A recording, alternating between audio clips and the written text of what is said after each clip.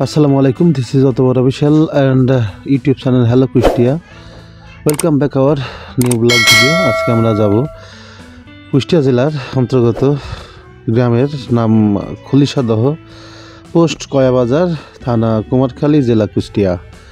আর এই গ্রামে আমাদের আব্দুস সালাম স্যারের বাসা। গ্রামটা অনেক সুন্দর, এই কারণে আমরা এই গ্রামের অনেক সুনাম শুনছি তাদের মুখ থেকে। এই কারণে আমাদের খুব ইচ্ছা জাগলো যে ওনাদের গ্রামে আমরা যাব।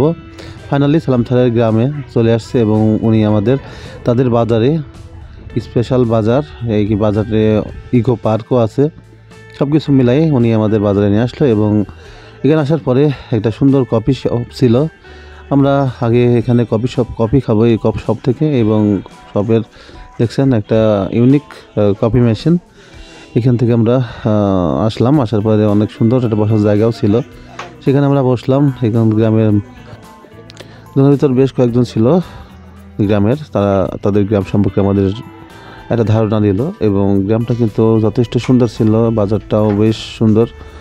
আমরা এই বাজারে বসলাম, বসে অনেক কিছু দেখলাম। তারপরে আমরা কফি শপের থেকে কফি অর্ডার দিলাম এবং কফি বানানোর জন্য দেখতে পাচ্ছেন যে কফি শপের যে ওনার, উনি কফি মেক করেন। এবং আমাদের কফির এদিকে সব থেকে আমাদের বাহিরের যে ভিউটা সেগুলো আমরা দেখতেছিলাম। এবং এখানে আরও বেশ কয়েকজন মানুষ ছিল, তাদের সঙ্গে কথা বললাম। তারপরে সালাম সঙ্গে আমরা বেশ কিছু কথা বললাম। তারপরে আমরা কফির অর্ডার দিয়েছিল, কফি আসার জন্য আমরা অপেক্ষা করতে থাকলাম। আর আমাদের সাথে ছিল ফয়সাল এবং দেখতে পাচ্ছেন ইনি সালাম স্যার। ইনি সালাম স্যারের গ্রাম এটা। আর মূলত বেশ কিছুদিন ধরে উনি আমাকে এখানে আসার কথা বলতেছিলেন, এই কারণে মূলত আসা। এবং তার গ্রামের চারদিকে আমাদের ঘুরে দেখাবেন। আমরা কিন্তু আপনাদেরও সেই গ্রামের চার সাইডে দেখাবো, প্লাস এখানে যে পদ্মা নদী আছে সেগুলো দেখাবো। তারপরে কিছুক্ষণ পরে অলরেডি দেখুন কফি চলে আসছে। কফিটা কিন্তু ইউনিক ছিল, এটা কিন্তু একটা আনকমন একটা কফি। দেখি এখন স্বাদটা কেমন ছিল। কফিটা আমরা দেখার পরে কিন্তু আমরা বেশ একটু এক্সাইটেড ছিলাম।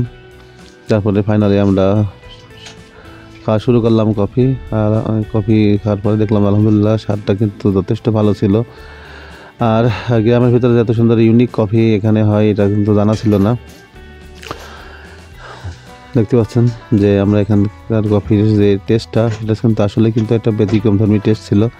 সালাম স্যার কিন্তু বেশ কয়েকবার বলছিল যে এটা তাদের গ্রামে স্পেশাল কফিতে কিন্তু অনেক আড্ডা হয় এখানে। এই কারণে কিন্তু এখানে আমরা ঢুকলাম। ঢোকার পরে আমরা কফি খাচ্ছি আর তাদের সঙ্গে তাদের গ্রাম সম্পর্কে অনেক কিছু ধারণা নিলাম। আর এখানে অনেক ধরনের ভালো ভালো মিষ্টি আছে, দই আছে, সেগুলো সম্পর্কে উনি আমাদের ধারণা দিল যে কোথায় কোথায় ভালো দই এবং মিষ্টি পাওয়া যায়, সেইগুলো আমাদের জানাচ্ছিল উনি। তারপরে দীর্ঘ সময় আমাদের অনেক কথা হলো। কফি খাওয়া শেষে কিন্তু এখনই আমরা যাব পদ্মা নদীর। এখানে কিন্তু পদ্মা নদী, এটা হচ্ছে গড়াই নদী। আমরা পদ্মার তারে থাকতে পদ্মায় মুখ দিয়ে বেরোই। এটা হচ্ছে গড়াই, দেখতে পাচ্ছেন ওই যে সৈয়দ মাসুদ রবি সেতু। আমরা কিন্তু আগে ওখান থেকে দাঁড়াই এই গ্রামটা দেখতাম, কিন্তু এই গ্রামটার আসার রাস্তা কিন্তু আমরা জানতাম না যে এই দিক দিয়ে আমরা আসবো। সেহেতু এই গ্রামটা অনেক সুন্দর, নদী এবং প্রাকৃতিক যে সৌন্দর্যটা কিন্তু আসলে কিন্তু অপরূপ সৌন্দর্য ছিল। এই কারণে সালাম স্যার বলতো, এই কারণে আমাদের আশা। আর দেখতে পাচ্ছেন যে এই যে আছে তাদের গ্রাম বাজারের ভিতর যে ইকো পার্ক, এই পার্কের কথাই কিন্তু আমাদের বলছিল। এবং সব মিলাই অনেকক্ষণ সময় ছিলাম এবং আমরা আবার এখান থেকে বেরোই আবার কুষ্টিয়ায় চলে যাব। এখন আমরা রওনা দিব এবং সালাম স্যার আমাদের সামনে দিয়ে কিন্তু উনি আমাদের ওনার গ্রামের রাস্তা দেখাচ্ছেন। এখন উনি আবার তাদের গ্রামের যে রাস্তাটা উনি আমাদের আস্তে আস্তে দেখাই নিয়ে এবং সামনে যে বাঘা যতীনের যে স্কুল আছে, এটা হচ্ছে বাঘা যতীনের যে স্কুল, উনি এটা আমাদের দেখাই দিলেন যে এখানে সে বাঘা যতীন কুষ্টিয়া সে নাম করে একজন ব্যক্তিত্ব ছিলেন। সব মিলে আমাদের ব্লগটা কেমন হলো, আর ভালো লাগলে অবশ্যই শেয়ার করবেন আর কমেন্টস করে জানাবেন গ্রামটা কেমন ছিল। ধন্যবাদ, আসসালামু আলাইকুম।